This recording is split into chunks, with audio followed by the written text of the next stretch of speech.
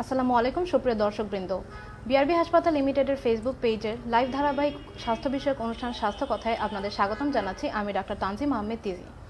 প্রথমেই আপনাদের কাছে ক্ষমা প্রার্থী, কারণ যান্ত্রিক ত্রুটির কারণে আমাদের লাইভে আসতে একটু দেরি হয়েছে। আমরা অত্যন্ত দুঃখিত। আশা করি সবাই ভালো আছেন, সুস্থ আছেন। আজকের আমাদের লাইভের বিষয় লেজার পদ্ধতিতে ভেরিকোজ ভেইনের চিকিৎসা। আর এই লাইভে আমাদের সাথে অতিথি হিসেবে উপস্থিত আছেন doctor A K M. Ziaul Haque, consultant vascular endovascular surgeon, BRB হাসপাতাল ও জাতীয় হৃদরোগ ইনস্টিটিউট ও হাসপাতাল। স্যার আসসালামু আলাইকুম, কেমন আছেন? ওয়ালাইকুম আসসালাম, ধন্যবাদ, ভালো আছি। দর্শক, যদি আপনাদের কোনো মন্তব্য বা কমেন্ট থেকে থাকে তাহলে অবশ্যই আমাদের কমেন্ট বক্সে জানাবেন। স্যার, প্রথমে আমরা জানতে চাবো এই ভেরিকোজ ভেইনটা কি? ভেরিকোজ ভেইন, ধন্যবাদ আপনাকে, এবং একই সাথে আমি বিআরবি হাসপাতাল কর্তৃপক্ষকে ধন্যবাদ জানাচ্ছি আজকের এই ফেসবুক লাইভ প্রোগ্রাম আয়োজন করার জন্য এবং আমাকে এখানে অতিথি হিসাবে আহ্বান করার জন্য। আপনি যেটা জানতে চেয়েছেন যে ভেরিকোজ ভেইন, এটি একটি আসলে সাধারণ রোগ এবং বাংলাদেশের অনেক মানুষ এই রোগে আক্রান্ত। তো আমাদের পায়ে বিভিন্ন ধরনের শিরা রয়েছে, সুপারফিশিয়াল ভেইন এবং ডিপ ভেইন। পায়ের চামড়ার নিচে এক ধরনের শিরা রয়েছে। এটি যখন কোনো কারণে আঁকাবাঁকা হয়ে এবং মোটা হয়ে যায় তখন তাকে ভেরিকোজ ভেইন বলে। এবং বাংলাদেশের মহিলাদের, বিশেষ করে মহিলাদের মধ্যে এই রোগটি হবার প্রবণতা পুরুষদের তুলনায় অনেক বেশি।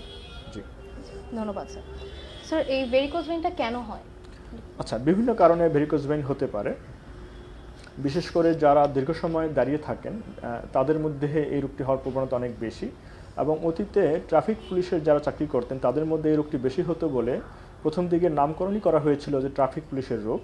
কিন্তু পরবর্তীতে দেখা যায় যে যে সমস্ত পেশার লোকেরা দীর্ঘ সময় দাঁড়িয়ে থেকে কাজ করেন, যেমন চিকিৎসক, নার্স, শ্রমজীবী মানুষ, যেমন আপনার সেলসম্যান কিংবা শিক্ষক, তাদের মধ্যেও দীর্ঘ সময় দাঁড়িয়ে থেকে কাজ করতে হয়, বিধায় তাদের মধ্যেও পরবর্তীতে এই রোগটি দেখা গিয়েছে। ফলে এই যে যারা আছেন এদের মধ্যে এই রোগটি বেশি দেখা যায়।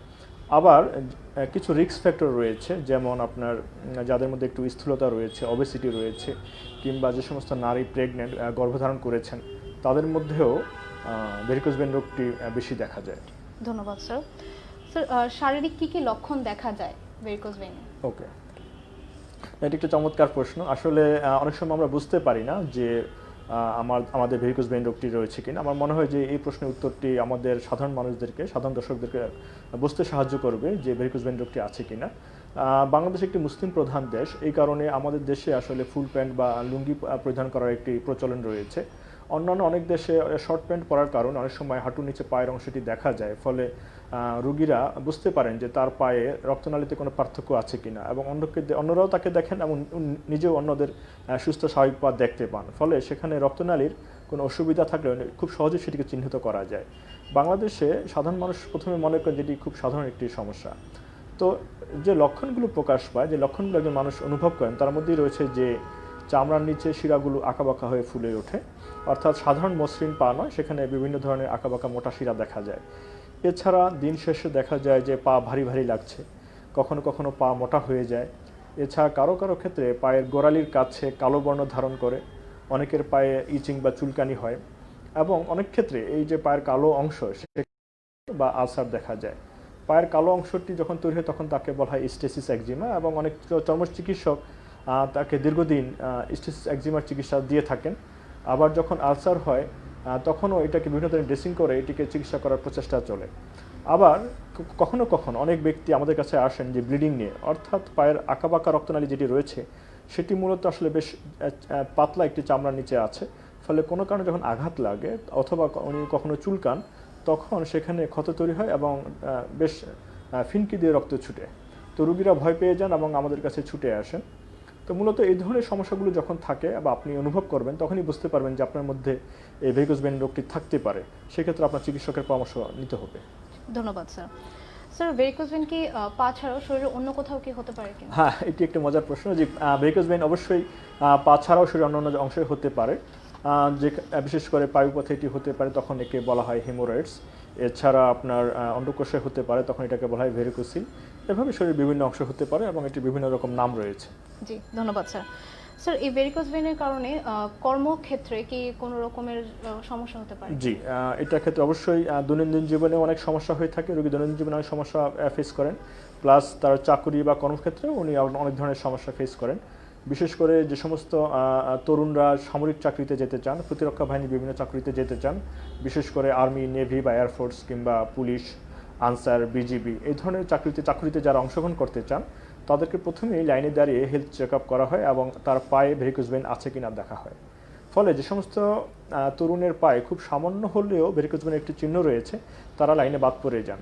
তবে আসার কথা হচ্ছে যে এই ধরনের রোগের চিকিৎসা রয়েছে এবং এগুলো চিকিৎসা নিয়ে পরবর্তীতে আবার সে সমস্ত চাকরিতে অংশগ্রহণের সুযোগ রয়েছে। এছাড়াও বাংলাদেশের অনেক নাগরিক বাংলাদেশের বাইরে বিদেশে কর্মসংস্থানের উদ্দেশ্যে গমন করেন।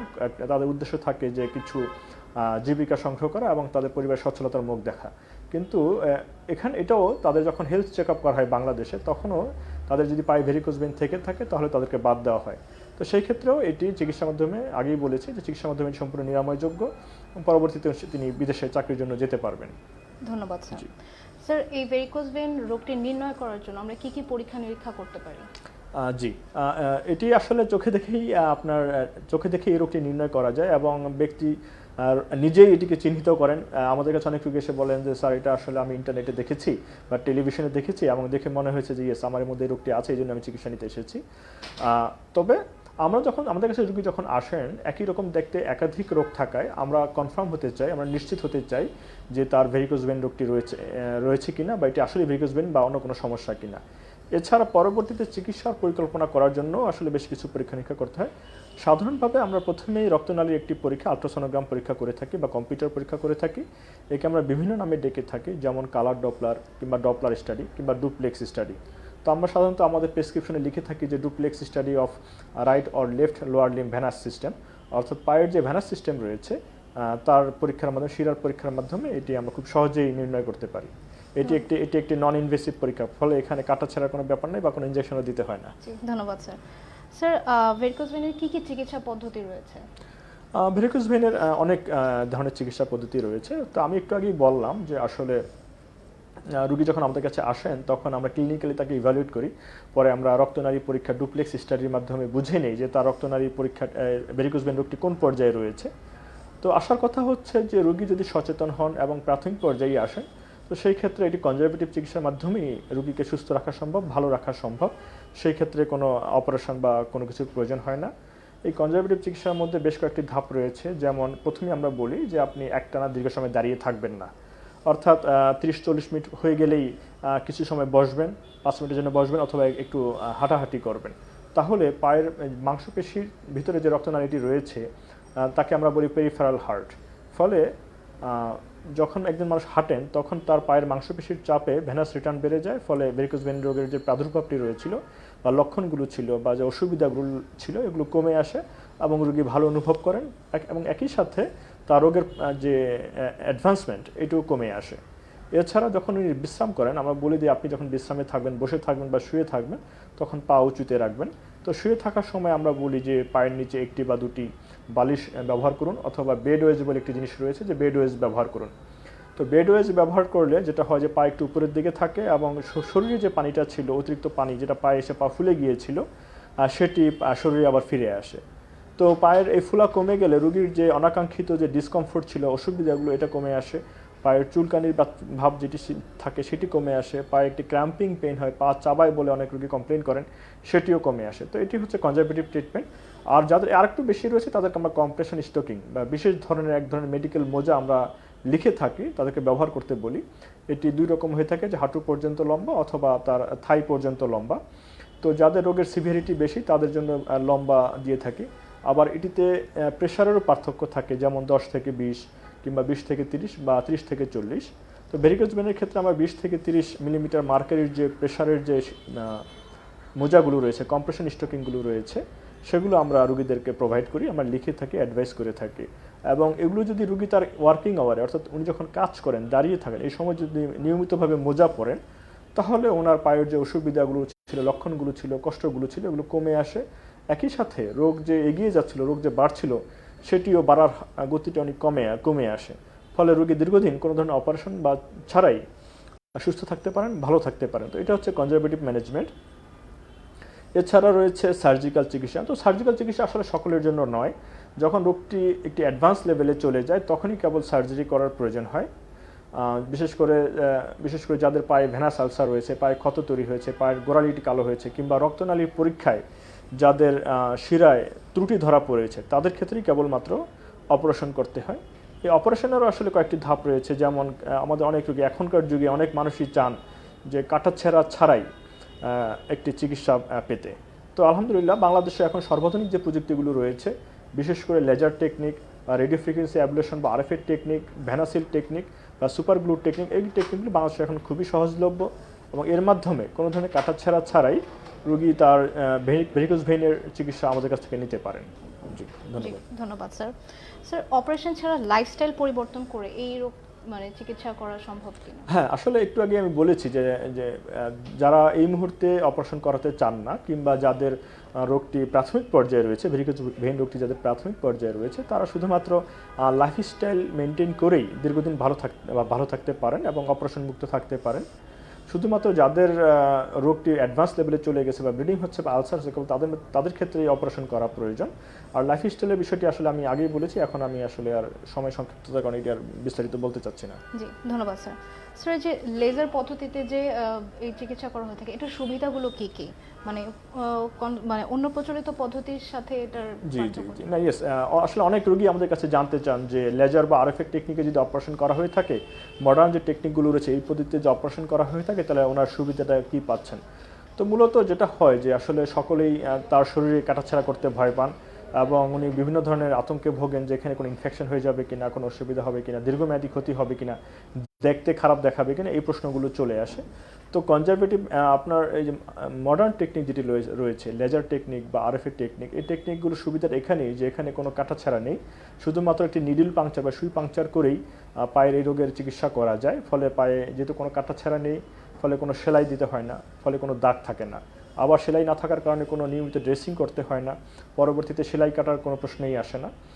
কাজে রোগী এবং একই সাথে রোগীর হসপিটাল স্টেও কম হয়, উনি একদিন থেকেই হসপিটাল থেকে বাসায় ফিরে যেতে পারেন, খুব দ্রুতই উনি তার পরিবার সদস্যদের মাঝে ফিরে যেতে পারেন। এমনকি অধিকাংশ রোগী তার ওয়ার্কিং প্লেসেও, তার কর্মস্থলেও খুব দ্রুতই ফিরে যেতে পারেন। এটি একটি বড় সুবিধা আমরা মনে করি। প্লাস আর্লি মোবিলাইজেশন, অর্থাৎ উনি দ্রুতই হাঁটাহাঁটি শুরু করতে পারেন এবং আমরা সাজেস্টও করে থাকি যে অপারেশনের পরেই আপনি একটু সময় পরে হাঁটাহাঁটি করবেন এবং এটিতে আপনার কোনো ক্ষতি নেই। এছাড়া প্রচলিত পদ্ধতিতে শুধুমাত্র এক পায়েরই অপারেশন করা হয়। যদি অনেকেই আছেন যে একসাথে দুই পায়ে ভেরিকোজ ভেইন রোগটি রয়েছে, সেই ক্ষেত্রে আমরা প্রথমে প্রচলিত পদ্ধতিতে এক পায়ের অপারেশন করি এবং 1 মাস থেকে 3 মাসের গ্যাপ দিয়ে পরবর্তী দ্বিতীয় পায়ের অপারেশনটি করে থাকি। কিন্তু লেজার বা আরএফএ বা টেকনিক যেটি রয়েছে, এই পদ্ধতিতে একবারই 2 পায়ের অপারেশন করে দেওয়া যায়। ফলে আধুনিক ব্যস্ত মানুষ যিনি রয়েছে, আধুনিক ব্যস্ত নাগরিকের জন্য এটি অনেক বেশি সময় সাশ্রয়ী এবং খরচ সাশ্রয়ী। ফলে দেখা যায় উনি একবারে এসেই একসাথে 2 পায়ের অপারেশন করে ফেলতে পারছেন, দ্রুত কর্মস্থলে ফিরে যেতে পারছেন এবং তার পরিবারের সদস্যদের মাঝে ফিরে যেতে পারছেন। তো আমার কাছে মনে হয় যে লেজার পদ্ধতির আসলে অনেক সুবিধা রয়েছে। জি, ধন্যবাদ স্যার। স্যার, যে লেজার অথবা রেডিও ফ্রিকোয়েন্সি অ্যাবলেশন যেটা আমরা বলে থাকি, সেটা কিভাবে কাজ করে? আচ্ছা, সাধারণ বা প্রচলিত পদ্ধতিতে আমরা পায়ের 2 জায়গায় কেটে থাকি এবং একটি ভ্যানাস স্ট্রিপার নামে একটি জিনিস রয়েছে, তার রয়েছে, যার মাধ্যমে আক্রান্ত শিরাটি আমরা টেনে শরীর থেকে বের করে দিই, পা থেকে বের করে ফেলে দিই।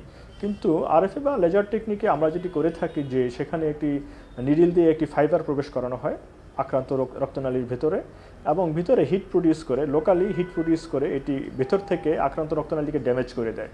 ফলে এই যে এখানে রক্তনালীটিকে টেনে হিচড়ে বের করে ফেলা এবং ইন্টারনাল ব্লিডিং হওয়ার যে ভয়, এই ভয়টি আর থাকে না। ফলে ভেইনটি ড্যামেজ হয়ে যাচ্ছে ভেতর থেকেই। আবার একই সাথে ভেইনটি ড্যামেজ হয়ে যাওয়ার পর আমরা যখন এই ফাইবারটিকে বের করে দিচ্ছি, শরীর তার নিজস্ব প্রক্রিয়ায় এই আক্রান্ত ভেইনটিকে, আক্রান্ত শিরাটিকে শরীর অ্যাবজর্ব করে নেয়, অর্থাৎ এটির অস্তিত্বই আর পরবর্তীতে থাকে না। ধন্যবাদ স্যার। স্যার, অপারেশনের পরেও কি ভেরিকোজ ভেইন আবার হতে পারে? হ্যাঁ, কখনো কখনো ভেরিকোজ ভেইন রোগটি আবার হতে পারে। বিশেষ করে অনেকেরই অ্যাক্সেসরি সেফেনাস ভেইন, অর্থাৎ অতিরিক্ত একটি শিরা থাকে যেটি অ্যানাটমিক্যালি খুবই পসিবল এবং ব্যতিক্রম সবসময়ই আছে। ফলে কারো যদি শরীরে অ্যাক্সেসরি সেফেনাস ভেইন থেকে থাকে, অতিরিক্ত একটি শিরা থেকে থাকে, তাহলে সেখানে তার এই ভেরিকোজ ভেইনটি আবার ফিরে আসতে পারে। তবে আসার কথা হচ্ছে যে তখন ঠিক এইভাবে আবার অপারেশন করাতে হয় না, সেটি উন্মুক্ত পদ্ধতি বা প্রচলিত পদ্ধতি কিংবা আরএফএ কোনো টেকনিকে এটি আর করতে হয় না। সেক্ষেত্রে সাধারণ ইনজেকশনের মাধ্যমে, স্ক্লেরোথেরাপির মাধ্যমে এটি চিকিৎসা করা যায়। জি, ধন্যবাদ স্যার। স্যার, প্রেগনেন্ট মায়ের ভেরিকোজ ভেইন হতে পারে, এই ক্ষেত্রে চিকিৎসা কি হতে পারে? হ্যাঁ, আমরা আগেই বলেছি যে ভেরিকোজ ভেইন কাদের হয় সেক্ষেত্রে আমরা বলেছিলাম যে যে সমস্ত তরুণ নারীরা প্রেগনেন্ট হন, গর্ভধারণ করেন, তো তাদের বাচ্চার ওজনের কারণে তাদের কখনো কখনো ভেনাস রিটার্নের সমস্যা হয় এবং পায়ে ভেরিকোসিটির লক্ষণ দেখা যেতে পারে। তো উনি যদি একজন গর্ভবতী মা যদি প্রথম থেকেই পায়ের যত্ন নেন এবং উনি লক্ষ্য করেন যে তার ভেরিকোজ ভেইন লক্ষণগুলো আসছে, তাহলে উনি চিকিৎসকের পরামর্শ নিয়ে তাকে চিকিৎসা শুরু করতে পারেন এবং কম্প্রেশন স্টোকিং যদি ব্যবহার করেন এবং যে সাধারণ কনজারভেটিভ ম্যানেজমেন্টগুলো আমরা আগেই বলেছি, অর্থাৎ একটানা দীর্ঘ সময় দাঁড়িয়ে না থাকেন এবং বিশ্রামের সময় পায়ের নিচে বালিশ বা বেড ওয়েজ ব্যবহার করেন এবং ওয়ার্কিং আওয়ারে কম্প্রেশন স্টোকিং ব্যবহার করেন, তাহলে দেখা যাবে যে উনি কোনো ধরনের অপারেশন ছাড়াই ওনার এই ভেরিকোজ ভেইনটি নিয়ন্ত্রণে থাকবে। তবে ধারণ শেষ হয়ে গেলে অর্থাৎ ডেলিভারি হয়ে যাওয়ার পরে অধিকাংশ ক্ষেত্রে এই ভেরিকোজ ভেইনটি চলে যায়। কারো কারো ক্ষেত্রে এটি ফিরে আসতে পারে। যদি এটি পরবর্তীতে আবারও এটি দেখা যায়, সেই ক্ষেত্রে চিকিৎসকের পরামর্শ নিতে হবে এবং এটি যদি অ্যাডভান্স লেভেলে থাকে তখন হয়তো তার অপারেশন করার প্রয়োজন হতে পারে। জি, ধন্যবাদ স্যার। স্যার, এই যে পায়ের ভেইন বা শিরা অপারেশনের মাধ্যমে যখন রিমুভ করা হয় তখন স্যার পরবর্তীতে কি রক্ত সরবরাহের ক্ষেত্রে কোনো রকম সমস্যা হয়? ইয়েস, এটি একটি মজার প্রশ্ন এবং অনেক রোগী আমাদের কাছে জানতে চান যে যে আমরা অপারেশনের মাধ্যমে যে শিরাটি ফেলে দিই কিংবা আমরা যে লেজার বা আরএফের মাধ্যমে যদি ভেইনটিকে ড্যামেজ করে ফেলি, তাহলে পায়ের রক্ত সরবরাহে কোনো ঘাটতি হবে কিনা বা পায়ে ভবিষ্যতে কোনো সমস্যা হতে পারে কিনা, পঙ্গুত্ব বরণ করার মতো কোনো বিষয় আছে কিনা বা পা কেটে ফেলতে হবে কিনা, এরকম অনেক ধরনের প্রশ্ন আমাদের কাছে আসে। তো আসলে আমরা প্রথমে বলেছি যে আমাদের হাড় থেকে যে রক্ত পায়ে যায় এটাকে বলা হয় আর্টারি বা ধমনী, এবং যে রক্তটি পা থেকে বা পেরিফেরি থেকে ফিরে আসে তাকে বলা হয় শিরা বা ভেইন। তো পায়ে এরকম দুই ধরনের শিরা রয়েছে, একটি চামড়ার নিচে যেটি সুপারফিশিয়াল ভেইন এবং মাংসের গভীরে ডিপ ভেইন। তো পায়ের যে রক্ত ফিরে আসার যে বিষয়টা, পায়ের রক্তটা শরীরে ফিরে আসার যে বিষয়টি, সেটি শুধুমাত্র স্যাফেনাস ভেইনের মাধ্যমে 20% মতো কভার করে এবং ডিপ ভেইনতে 80% কভার করে। কিন্তু আমাদেরকে মনে রাখতে হবে যে আমরা যে ভেইনটির ব্যাপারে কথা বলছি সেটি একটি রোগাক্রান্ত ভেইন। তো শরীরে একটি রোগাক্রান্ত অংশ রাখলে সেটি আসলে শরীরে সমস্যাই তৈরি করে এবং দৈনন্দিন জীবনযাত্রাকে ব্যাহত করে। কাজেই যখন আমি একটা আক্রান্ত অংশকে ফেলে দিচ্ছি, মূলত রোগী তখন থেকেই উনি বেটার ফিল করেন, ভালো অনুভব করেন। আর এখানে যেহেতু এটি মাত্র 20% ব্লাডকে ক্যারি করে, এটি তখন শরীরের অন্যান্য যে শিরাগুলো রয়েছে, পায়ের যে অন্যান্য শিরাগুলো রয়েছে, সেটি তখন এই রক্ত সরবরাহের কাজে অংশগ্রহণ করে। কাজেই একটি ভেরিকোজ ভেইন আক্রান্ত রোগী যদি তার অপারেশন করিয়ে ফেলেন, তাহলে ওনার আসলে এতে ক্ষতিগ্রস্ত হওয়ার কোনো আশঙ্কা নেই বা পা নষ্ট হয়ে যাওয়ার কোনো ঝুঁকি নেই। জি, ধন্যবাদ স্যার। স্যার, একজন দর্শক প্রশ্ন করেছেন যে 3 মাস বয়সী বাচ্চাদের পায়ে যদি হেমানজিওমা হয়ে থাকে তাহলে ট্রিটমেন্ট কত মাস বয়স থেকে নিতে হবে? আসলে এটি একটি ভিন্ন রোগ, এটি ভেরিকোজ ভেইন নয়। খুব সুন্দর বলেছেন যে এটি একটি হেমানজিওমা বা রক্তনালীর টিউমার। তো এটি আসলে আমরা শুরু থেকেই চিকিৎসা করি। এটি আসলে দেখে নেওয়ার একটি বিষয় আছে, কখনো কখনো অন্যান্য সমস্যার সাথেও এটি মিলে যেতে পারে। তো একজন অভিজ্ঞ ভাস্কুলার সার্জনের কাছ থেকে এটি দেখিয়ে নেওয়া প্রয়োজন এবং আমরা একটু আগেও বলেছি একটি পরীক্ষার কথা, যে ডুপ্লেক্স স্টাডি, যে রক্তনালী আল্ট্রাসোনোগ্রাম পরীক্ষা, এর মাধ্যমে কনফার্ম হয়ে এর চিকিৎসা এখনই শুরু করা যেতে পারে এবং বিভিন্ন ধরনের মুখে খাওয়ার ওষুধ রয়েছে কিংবা ইনজেকশন রয়েছে।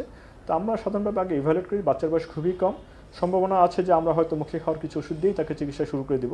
পরবর্তীতে তার বয়স যখন বেশি হবে তখন হয়তো আমরা আরও ডেফিনিট ট্রিটমেন্টের দিকে যাব। আপনার প্রশ্নের জন্য আপনাকে ধন্যবাদ। জি, ধন্যবাদ স্যার। স্যার, আরেকজন দর্শক প্রশ্ন করেছেন অপারেশন বা লেজারের কেমন খরচ হয়, মানে এটা কি খুবই ব্যয়বহুল কিনা? পৃথিবীর আসলে সারা পৃথিবীতেই এই ভেরিকোজ ভেইন রোগটি রয়েছে। আমি বলতে ভুলে গিয়েছি যে সারা পৃথিবীতেই আসলে যে 25% থেকে 30% লোক কোনো না কোনো ধরনের শিরার রোগে আক্রান্ত, ক্রনিক ভেনাস ডিসঅর্ডার, অর্থাৎ শিরার বিভিন্ন ধরনের রোগে কোনো না কোনোভাবে আক্রান্ত, প্রায় 30% লোক। এবং এটি মেল ফিমেল হচ্ছে 1:2, অর্থাৎ মহিলাদের 2 ভাগ মহিলা বেশি আক্রান্ত হন একজন পুরুষের তুলনায়। তো সারা পৃথিবীতে এই রোগটি রয়েছে এবং এর চিকিৎসাও রয়েছে। বাংলাদেশ একটি আসলে তৃতীয় বিশ্বের একটি উন্নয়নশীল দেশ এবং এখানে অন্যান্য দেশের মতো ইউরোপ আমেরিকার যে চিকিৎসা পদ্ধতি রয়েছে সেটি এখন বাংলাদেশে খুবই সহজলভ্য এবং এটি আসলেই আমরা পেরেছি বাংলাদেশে খুব সহজলভ্য করতে। আমাদের রোগীরা নিয়মিত চিকিৎসা নিচ্ছেন প্রচলিত পদ্ধতিতে কিংবা আপনার আরএফএ লেজার টেকনিকের মাধ্যমে চিকিৎসা নিচ্ছেন এবং এটি চিকিৎসা খরচ একেবারেই হাতের নাগালে, খুব বেশি নয়। ধন্যবাদ স্যার। স্যার, সেকেন্ডারি ভেরিকোজ ভেইনটা যে বলে ওটা কি স্যার? আচ্ছা, অনেক সময় আমাদের কাছে জানতে চান যে ভেরিকোজ ভেইন, তো বললেন স্যার তো আসলে এটা কোনো টাইপ আছে কিনা বা কত ধরনের ভেরিকোজ ভেইন হয়ে থাকে। তো তো আমরা বলি যে প্রাইমারি ভেরিকোজ ভেইন আর একটা হচ্ছে সেকেন্ডারি ভেরিকোজ ভেইন। যাদের রক্তনালীর ওয়াল অর্থাৎ ভেইনের ওয়ালের ত্রুটির কারণে বা পারিবারিকভাবে ফ্যামিলিগতভাবে যারা বংশ পরম্পরায় রোগটি পেয়ে থাকেন তাদেরকে আমরা বলি যে প্রাইমারি ভেরিকোজ ভেইন। আর পরবর্তীতে অন্য কোনো রোগের কারণে যখন এটি ফুলে যায় তখন আমরা তাকে বলি সেকেন্ডারি ভেরিকোজ ভেইন। সাধারণভাবে যাদের ডিপ ভেনাস থ্রম্বোসিস হয় অর্থাৎ মাংসের গভীরে যে শিরাটি রয়েছে ওটি যখন রক্ত জমাট বেঁধে ব্লক হয়ে যায় তখন কারো কারো ক্ষেত্রে আমরা একটু আগে বলেছি যে আমাদের শরীরের যে রক্ত তার 80% ক্যারি করে হচ্ছে ডিপ ভেইন। তো যখন এই ডিপ ভেইন ব্লক হয়ে যাচ্ছে, ডিপ ভেইন থ্রম্বোসিস হচ্ছে, তখন এই বাকি 80% রক্ত সরবরাহের দায়িত্বটা এই সুপারফিশিয়াল ভেইন বা চামড়ার নিচের যে রক্তনালীগুলো রয়েছে তাদের উপরে এসে বর্তায়। ফলে অতিরিক্ত রক্ত সরবরাহ করতে গিয়ে তাদের যে লুমেন সাইজ, তাদের যে ক্যালিবার এটা বেড়ে যায়, ফলে আঁকাবাঁকা এবং মোটা দেখায়। এটি সম্পূর্ণভাবেই ভেরিকোজ ভেইনের মতো দেখতে, কাজে তখন এটিকে বলা হয় ভেরিকোজ ভেইন। এবং অনেক সময় অজ্ঞতাবশত অনেকে এটিকে চিকিৎসাও করে ফেলেন। কোনো সন্দেহ নেই যে যখনই এই ভেরিকোজ ভেইনটাকে কেটে ফেলে দেওয়া হবে রোগীর পায়ের অবস্থা খুব দ্রুতই খারাপ হয়ে যাবে। কাজেই ভেরিকোজ ভেইনের চিকিৎসা করা যদিও খুব সাধারণ রোগ, কিন্তু যে কোনো ধরনের চিকিৎসা পূর্বে অবশ্যই এটিকে কনফার্ম হয়ে নেওয়া দরকার যে এটি আসলে প্রাইমারি ভেরিকোজ ভেইন নাকি সেকেন্ডারি ভেরিকোজ ভেইন। ভুলক্রমে সেকেন্ডারি ভেরিকোজ ভেইনের অপারেশন করা হয়ে গেলে রোগী বিপদে পড়বেন। আমার মনে হয় যে প্রশ্নের উত্তরটা আমি দিতে পেরেছি। জি, ধন্যবাদ স্যার। স্যার, একজন দর্শক প্রশ্ন করেছেন ভেরিকোজ ভেইনের কারণে কি হৃদরোগ বা অন্য কোনো কার্ডিওভাস্কুলার সিস্টেমের কোনো সমস্যা হতে পারে কিনা? খুব বড় ধরনের সমস্যা আসলে হয় না, তবে ব্লাড পুলিং হয়, অর্থাৎ যিনি দাঁড়িয়ে থাকেন আঁকাবাঁকা রক্তনালী হয় এবং রক্তনালীটা মোটা হয়ে যায়, সেটাটি মোটা হয়ে যায়, ফলে শরীরের কিছু রক্ত পায়ে এসে জমা হয়। এই কারণেই পরবর্তীতে দিন শেষে পা ভারী ভারী লাগে, পায়ে এবং রোগী ক্লান্ত অনুভব করেন। তো রক্তের কিছু অংশ এখানে জমে যাওয়ার কারণে যাদের হার্ট ফেলিউর রয়েছে তারা একটু বেশি টায়ার্ড অনুভব করতে পারেন, বেশি ক্লান্ত অনুভব করতে পারেন। কিন্তু আমি মনে করি যে সুস্থ তরুণ বা স্বাভাবিক একজন মানুষের জন্য এখানে তার কার্ডিওভাস্কুলার খুব বড় ধরনের সমস্যা হওয়ার সম্ভাবনা নেই। ধন্যবাদ স্যার। একজন দর্শক প্রশ্ন করেছেন ভেরিকোজ ভেইন রোগে কোন ধরনের চিকিৎসক দ্বারা চিকিৎসা করাবো?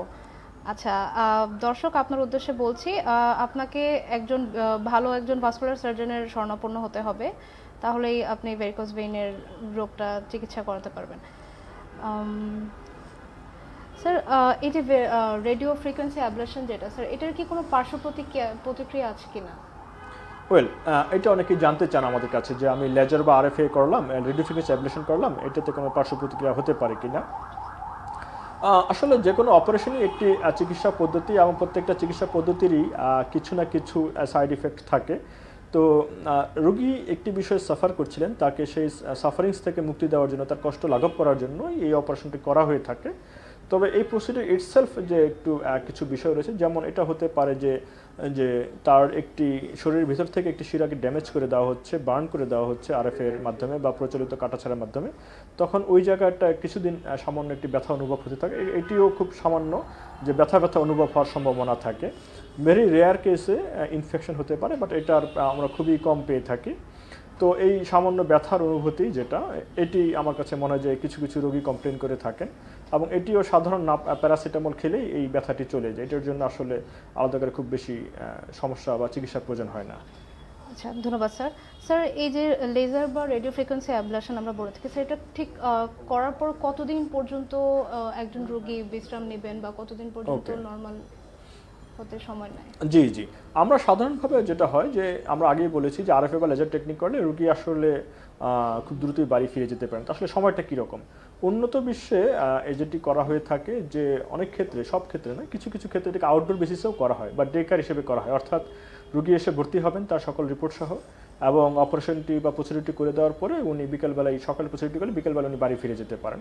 বাংলাদেশে আমরা কমপক্ষে একদিনের জন্য হলেও পেশেন্টকে হসপিটালে ভর্তি রাখি এবং তাকে অবজার্ভ করি, এবং তারপরে উনি বাড়ি ফিরে যেতে পারেন। তবে যেহেতু এটি একটি অপারেটিভ এবং কখনো কখনো কোনো পেশেন্ট যেহেতু ব্যথা অনুভব করতে পারেন, তার একটি সম্ভাবনা থাকে, আমরা বলি 5 থেকে 7 দিন বাসায় বিশ্রামে থাকবেন।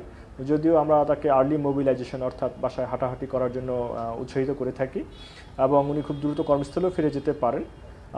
কাজেই তবে প্রচলিত পদ্ধতির যে অপারেশন, সেখানে যেহেতু সেলাই কাটার বিষয়টি থাকে এবং সেটি করা হয় 10 থেকে 12 দিনের মাথায়, কাজে তাদের ক্ষেত্রে আসলে সময়টি অনেক বেশি লাগে। ধন্যবাদ স্যার।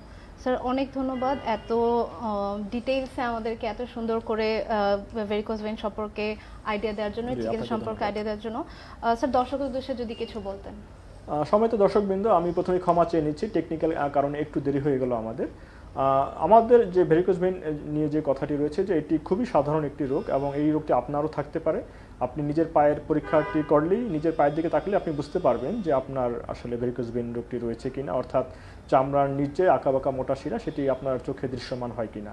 কখনো কখনো এটি চিকন রক্তনালী আকারেও দেখা যায়, এটিকে স্পাইডার ভেইন বলা হয় বা রেটিকুলার ভেইন বলা হয়। তো ভেরিকোজ ভেইনের এটিও একটি ফর্ম, একটি ধরন। তো এটির উন্নত চিকিৎসা বাংলাদেশে রয়েছে। আমরা যারা ভাস্কুলার সার্জন রয়েছে, এখন বেশ অনেক ভাস্কুলার সার্জন রয়েছেন। এই চিকিৎসা, বিভিন্ন ধরনের চিকিৎসা প্রযুক্তি বাংলাদেশে অ্যাভেলেবল রয়েছে এবং বাংলাদেশের যে প্রান্তেই আপনি থাকুন না কেন, আপনি চিকিৎসকের শরণাপন্ন হলে এটি উন্নত চিকিৎসার মাধ্যমে সম্পূর্ণ সুস্থ হওয়া সম্ভব। জি, ধন্যবাদ স্যার। স্যার, আপনাকে অনেক ধন্যবাদ আপনার ব্যস্ত সময়ে আমাদেরকে সময় দেওয়ার জন্য। আপনাকে অনেক ধন্যবাদ। দর্শক আপনাদেরকেও ধন্যবাদ আমাদের সাথে থাকার জন্য। আগামী পর্বের দেখার আমন্ত্রণ জানিয়ে আজকে এখানেই শেষ করছি। আসসালামু আলাইকুম। আসসালামু আলাইকুম রহমতুল্লাহ।